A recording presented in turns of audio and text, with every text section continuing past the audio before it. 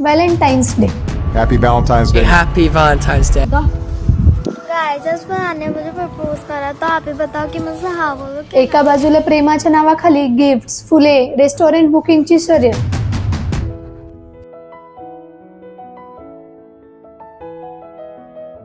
पण याच वेळी जगाच्या दुसऱ्या कोपऱ्यात तोच दिवस 30 तारीख पण दृश्य पूर्ण उलट आहे.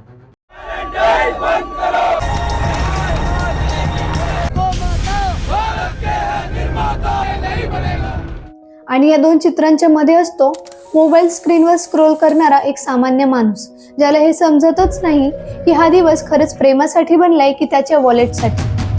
2,000 on average. So that would amount to roughly 9 trillion pesos. आजच्या जगात विशेषतः भारतात व्हॅलेंटाईन्स फक्त एक दिवस राहिलेला नाही, तर रोज डे पासून व्हॅलेंटाईन्स डे पर्यंत प्रॉपर 8 दिवसांचे एक संपूर्ण मार्केटिंग कॅलेंडर म्हणजेच पूर्ण व्हॅलेंटाईन वीक बनला आहे. व्हॅलेंटाईन्स डे हा खरंच लवचा दिवस आहे का, की इतिहासातील सर्वात यशस्वी बिझनेस मॉडेल? तर चला, एका शहीद संताच्या नावाने सुरू झालेली ही स्टोरी आज अब्जावधी डॉलरच्या इंडस्ट्रीमध्ये कशी कन्वर्ट झाली हे या व्हिडिओमध्ये पाहू. आणि आज व्हॅलेंटाईन्स डे अर्थात प्रेमाचा दिवस आहे. Valentine's Day has blossomed into a multi-billion-dollar industry. आज जगभरामध्ये कुठे प्रेमाचा अंकुर फुलताना दिसतो, तर कुठे या प्रेमाच्या दिवसाला विरोध करत आंदोलनाची फोडणीही दिलेली दिसते.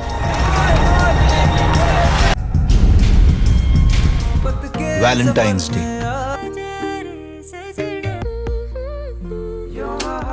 नमस्कार मित्रांनो, सुमारे 1600 ते 1700 वर्षांपूर्वी जगात फक्त एकच सर्वात मोठी सत्ता होती, रोमन साम्राज्य. The Great Roman Empire. या साम्राज्याच्या गादीवर बसला होता एक सम्राट, एम्परर क्लॉडियस दुसरा, ज्याला इतिहासात अनेक ठिकाणी क्लॉडियस द क्रुएल म्हणूनही ओळखले जाते. तो काळ असा होता की रोम सतत युद्धांमध्ये गुंतलेला होता आणि त्यामुळे त्याला कोणत्याही परिस्थितीत मजबूत सैन्य हवे होते. पण त्याला एक गोष्ट लक्षात आली की तरुण मुलांमध्ये युद्धासाठी तेवढा जोश नव्हता, स्पेशली ते ज्यांचं लग्न झालं होतं. त्याने चौकशी केली तेव्हा त्याला सांगितलं गेलं की त्या सैनिकांचं मन घर कुटुंबात जास्त अडकून आहे, रणांगणात नाही. मग त्याने एक विचित्र हुकूम जारी केला, तो म्हणजे तरुण सैनिकांच्या विवाहावर बंदी. आणि आता तुम्हीच कल्पना करून बघा, एक असा काळ जिथे प्रेमावर कायदेशीर बंदी घातली गेली होती. मुलगा आणि मुलगी भेटायचे पण ते लग्न करू शकत नव्हते. त्यामुळे शहरांमध्ये बेशिस्तपणा, शोषण आणि गुन्हे मोठ्या प्रमाणात वाढू लागले, कारण नाती तर होती पण जबाबदारी नव्हती. आणि इथेच प्रवेश होतो एका साध्या ख्रिश्चन संताचा, सेंट व्हॅलेंटाईन. व्हॅलेंटाईनने ठरवलं की सम्राटाचा हा आदेश मानवतेच्या आणि त्यांच्या श्रद्धेच्या दोन्हींच्या विरोधात आहे. मग त्याने गुपचूप अंधाऱ्या रात्री गुप्त ठिकाणी तरुण जोडप्यांचे विवाह लावून द्यायला सुरुवात केली. हळूहळू ही बातमी पसरली की जर तुम्हाला खरोखरच लग्न करायचे असेल तर सेंट व्हॅलेंटाईन तुमची मदत करतील. मग जोडपी दूर दूरून येऊ लागली. एक संत एकटा साम्राज्याच्या कायद्याविरुद्ध उभा राहिला होता. व्हॅलेंटाईन पकडले गेले आणि त्यांना तुरुंगात टाकण्यात आले आणि त्यांना फाशीची शिक्षा सुनावली गेली. कथेनुसार जितके दिवस व्हॅलेंटाईन तुरुंगात होते तितके दिवस त्यांनी ज्यांची लग्ने लावली होती ती सर्व जोडपी दररोज तुरुंगाच्या खिडकीबाहेर फुले ठेवून जात होती. आणखी एक प्रसिद्ध स्टोरी अशी आहे की जेलरची एक मुलगी जिला दिसत नव्हतं ती व्हॅलेंटाईनच्या प्रार्थनेमुळे बरी झाली होती. फाशीपूर्वी व्हॅलेंटाईनने तिला एक छोटी चिठ्ठी लिहिली आणि त्यात लिहिलं होतं, फ्रॉम युअर व्हॅलेंटाईन. जे वर्ड्स आजही खूप वापरले जातात. आणि मग 14 फेब्रुवारीच्या दिवशी व्हॅलेंटाईनला फाशी देण्यात आली. त्या सुमारास रोमचे पोप गेलालियस यांनी 14 फेब्रुवारी हा दिवस सेंट व्हॅलेंटाईन डे म्हणून साजरा करण्याची घोषणा केली, ज्याचा प्युअर पर्पज होता लग्नाला सपोर्ट करणं. व्हॅलेंटाईन पूर्वी रोम मध्ये पहिल्यापासूनच 14 फेब्रुवारीला एक उत्सव साजरा केला जात होता, लुपरकॅलिया. या उत्सवात लोक बकऱ्यांची आणि कुत्र्यांची बळी द्यायचे आणि त्यांच्या कातड्यांनी महिलांना फटके मारायचे. त्यांचा असा विश्वास होता की असं केल्यामुळे स्त्रिया अधिक फर्टाईल होतात. आणि या उत्सवात सगळीकडे फक्त मद्यधुंद अवस्था, नशा आणि हिंसाच असायची. जेव्हा चर्चला हे सगळं असह्य झालं तेव्हा पोप गेलालियस यांनी हा उत्सव थांबवून 14 फेब्रुवारी हा दिवस सेंट व्हॅलेंटाईन डे म्हणून घोषित केला. पण लक्षात घ्या, आतापर्यंत हा दिवस मुख्यतः शहीद आणि संतांच्या स्मरणार्थ आणि लग्नाला प्रोत्साहन देण्यासाठी साजरा केला जात होता. नंतर सुमारे 1000 वर्षानंतर ब्रिटनमध्ये एक कवी झाला ज्याने ह्या 14 फेब्रुवारीला एक वेगळा अँगल दिला, तो म्हणजे जॉफ्री चौसर. त्याने पार्लिमेंट ऑफ होल्स नावाची एक कविता लिहिली, ज्यामध्ये तो लिहितो की व्हॅलेंटाईन डेच्या दिवशी पक्षी एका बागेत एकत्र येतात आणि आपला जीवनसाथी निवडतात. आणि इथूनच पहिल्यांदा व्हॅलेंटाईन्स डे म्हणजेच प्रेम आणि जोडीदार निवडण्याचा दिवस ही कल्पना सुरू झाली. नंतर शेक्सपियर सारख्या लेखकांनीही आपल्या कथा आणि नाटकांमध्ये व्हॅलेंटाईन्स डेचा उल्लेख मोठ्या प्रमाणात केला. पण व्हॅलेंटाईन्स डेला खरं प्रसिद्धीचं वळण शेक्सपियरच्या साहित्यामुळे नाही, तर जगातील सर्वात मोठ्या युद्धामुळे म्हणजेच वर्ल्ड वॉरमुळे मिळालं. त्या काळात कोट्यावधी लोकांनी आपापल्या कुटुंबांना सोडून रणांगण गाठलं होतं. लाखो वडील आपल्या मुलांपासून, नवरे आपल्या पत्नींपासून आणि मुलं आपल्या आईंपासून दूर गेले होते. लोकांच्या या भावनांचा, या तुटलेल्या नात्यांचा आणि दुःखाचा अभ्यास अमेरिकेतील एक छोटासा व्यावसायिक फार बारकाईने करत होता, तो म्हणजे हॉलमार्क. त्याची एक छोटीशी प्रिंटिंगची दुकान होती. त्याने लाखो व्हॅलेंटाईन कार्ड्स छापले आणि ते अमेरिकेतील जवळजवळ प्रत्येक घरांपर्यंत पोहोचवले. वर्ल्ड वॉरच्या काळात इतकी व्हॅलेंटाईन्स कार्ड छापली गेली की लोक केवळ आपल्या कुटुंबियांनाच नव्हे तर शत्रूंनाही असे कार्ड्स पाठवत होते. परंतु युद्धानंतर हॉलमार्कने पाहिलं की लोक हळूहळू व्हॅलेंटाईन साजरा करणं विसरू लागले होते. त्याचा परिणाम असा झाला की त्यांचा व्यवसाय झपाट्याने घसरू लागला. इथून त्यांनी आपली संपूर्ण रणनीती बदलली आणि एक अत्यंत प्रभावी प्लॅन तयार केला, जो आजही जगभर वापरला जातो. हॉलमार्कने वृत्तपत्रे, रेडिओ आणि नंतर टीव्हीवर थेट महिलांना लक्ष्य करायला सुरुवात केली. Mary, what's the matter? It's the little things, John. Forgot to get me a Hallmark Valentine त्यांना card. अशी भावना दिली जाऊ लागली की जर व्हॅलेंटाईनच्या दिवशी एखाद्या स्त्रीला भेटवस्तू मिळाली नाही तर तिची काहीच किंमत नाही. आणि ही रणनीती खूप यशस्वी ठरली. लोक पुन्हा एकदा पूर्वीपेक्षा जास्त उत्साहाने व्हॅलेंटाईन साजरा करू लागले आणि हॉलमार्क पुन्हा पैसा कमवू लागला. हे पाहून इतर कंपन्यांनीही पैसा कमवण्यासाठी हॉलमार्कचा मार्ग स्वीकारला. उदाहरणार्थ कॅडबरीने पहिल्यांदाच हार्टच्या आकारातील चॉकलेट्स तयार केली आणि अशी मोहीम राबवली की आता व्हॅलेंटाईन्सला कार्ड सोबत चॉकलेट देणंही आवश्यक वाटू लागलं.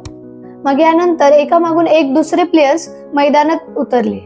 हे सगळं मिळून एका संताच्या शहादतीला, एका तारखेला पूर्ण बिझनेस इकोसिस्टीम मध्ये बदलून टाकलं आहे. ज्या दिवशी कधी काळी लोक लपून छपून विवाह लावत होते, आज त्याच दिवशी जर तू गिफ्ट दिलं नाहीस तर कदाचित तुझं प्रेम खरं नाही, हा संदेश विकला जात आहे. मूळ परंपरेनुसार व्हॅलेंटाईन्स डे हा फक्त एकच दिवस होता, 14 फेब्रुवारी. पण आजच्या भारतात तो पूर्ण आठवडाभर चालणारा इव्हेंट बनला आहे. खरं तर या दिवसांचा कोणताही प्राचीन इतिहास नाही. ऍक्च्युली एका मार्केटिंग रिसर्चवरून जेव्हा gift retailers, florist, chocolate brands आणि टीव्ही चॅनल्सनी हे पाहिलं की एका दिवसापेक्षा पूर्ण आठवडा जर व्हॅलेंटाईन वीक बनवला तर जास्त पैसा मिळू शकतो, मग प्रत्येक दिवसाला एक छोटं टास्क देण्यात आलं. आज फुलं खरेदी करा, उद्या प्रपोज करा, त्याच्या पुढे चॉकलेट, मग टेडी, मग प्रॉमिस. म्हणजे प्रत्येक दिवशी एक नवीन प्रोडक्ट आणि नवीन टास्क. आणि इथूनच व्हॅलेंटाईन्स वीक ही कल्पना 1990च्या शेवटच्या काळात भारतातील शहरी बाजारातून पुढे आली आहे. आज संपूर्ण जगात व्हॅलेंटाईन्स डे ही फक्त भावना राहिलेली नाही, तर एक संपूर्ण अर्थव्यवस्था बनली आहे. The National Retail Federation reported that in the US alone, Valentine shoppers spent almost $26 billion. National retail फेडरेशनच्या आकडेवारीनुसार फक्त 2023 मध्ये अमेरिकेत व्हॅलेंटाईन्स डे निमित्त सुमारे $25.9 बिलियन खर्च झाले होते. हा आकडा किती मोठा आहे हे यावरून लक्षात घ्या की आज पाकिस्तान $4 ते $5 बिलियन च्या लोनसाठी वर्ल्ड बँक आणि IMFच्या पाया पडत असतो. आणि या बिझनेसमध्ये आपला भारत देशही काही मागे नाहीये. एका सर्वेक्षणानुसार 2013 मध्ये व्हॅलेंटाईन्स वीक दरम्यान सुमारे 15,000 कोटी रुपयांचा खर्च झाला होता. 2014 मध्ये हा आकडा वाढून जवळपास 18,000 कोटींवर पोहोचला. अलीकडील काही विश्लेषणांनुसार 2024 मध्ये भारतात फक्त व्हॅलेंटाईन्स डे भोवती फिरणारं मार्केट सुमारे 25,000 कोटी रुपये म्हणजे जवळपास $3 बिलियन पर्यंत पोहोचलं आहे. आणि आणखी एक मुद्दा म्हणजे व्हॅलेंटाईन्स डे अनेकांसाठी आनंदाचा दिवस असतो. कुणासाठी पहिली डेट, कुणासाठी लग्नाच्या वाढदिवसासारखी भावना, कुणासाठी अनेक वर्षांनंतर आपल्या जोडीदाराला थँक्यू म्हणण्याचं निमित्त. पण या स्टोरीची एक दुसरी बाजू सुद्धा आहे. एका सर्वेक्षणानुसार सुमारे 1.5 कोटी अमेरिकन लोकांनी सांगितलं होतं की व्हॅलेंटाईन डेचा त्यांच्या मानसिक आरोग्यावर नकारात्मक परिणाम होतो, विशेषतः तरुणांवर. प्रत्येक 5 पैकी 1 व्यक्ती व्हॅलेंटाईनच्या आसपासच्या काळात स्वतःला उदास किंवा एकटं वाटत असल्याचं फील करतो. दुसऱ्या बाजूला काही संस्कृती आणि धार्मिक गट व्हॅलेंटाईन्स डेला थेट असभ्यता, पाश्चात्य संस्कृतीचा प्रभाव आणि अश्लीलताशी जोडतात. Jesus hates Valentine's Day. भारतामध्ये मोरल पोलिसिंग, सार्वजनिक ठिकाणी कपल्सला त्रास देणं किंवा जबरदस्ती लग्न लावण्याच्या धमक्या देणं हे सुद्धा या दिवसाचा कडू वास्तवाचा भाग आहे. म्हणजेच एका बाजूला love is in the air असं लिहिलेलं असतं आणि दुसऱ्या बाजूला अनेकांसाठी त्या हवेत भीती, एकटेपणा आणि अपराधीपणाची भावना मिसळलेली असते. मग व्हॅलेंटाईन्स डे वाईट आहे का? तर तेही नाही, कारण कोणताही दिवस स्वतःमध्ये वाईट असू शकत नाही. या दिवसाचा मूळ पर्पज योग्यच होता, पण तो फक्त व्यवसाय आहे का? तर पूर्णपणे तसंही नाही. लाखो लोक खरोखरच या दिवशी आपल्या जोडीदारासाठी, कुटुंबासाठी किंवा मित्रांसाठी मनापासून काहीतरी करतात, कोणत्याही दबावाशिवाय. शेवटी व्हॅलेंटाईन्स डेचा खरा अर्थ आपणच ठरवायचा. जर तुमच्यासाठी हा फक्त एक साधा दिवस असेल तेही ठीक आहे. जर तुमच्यासाठी हा वर्षातील एक असा दिवस असेल ज्या दिवशी तुम्ही मनापासून थँक्यू म्हणता, आपल्या भावना व्यक्त करता, तेही योग्य आहे. आणि जर तुम्हाला हा दिवस अजिबात साजरा करायचा नसेल तेही पूर्णपणे योग्य आहे. कारण शुद्ध प्रेमाची सर्वात मोठी ताकद हीच आहे की ते कोणत्याही कंपनीवर, कोणत्याही डिस्काउंट कोडवर, कोणत्याही रिलेशनशिप स्टेटसवर किंवा कोणत्याही कॅलेंडरच्या तारखेवर अवलंबून नसतं.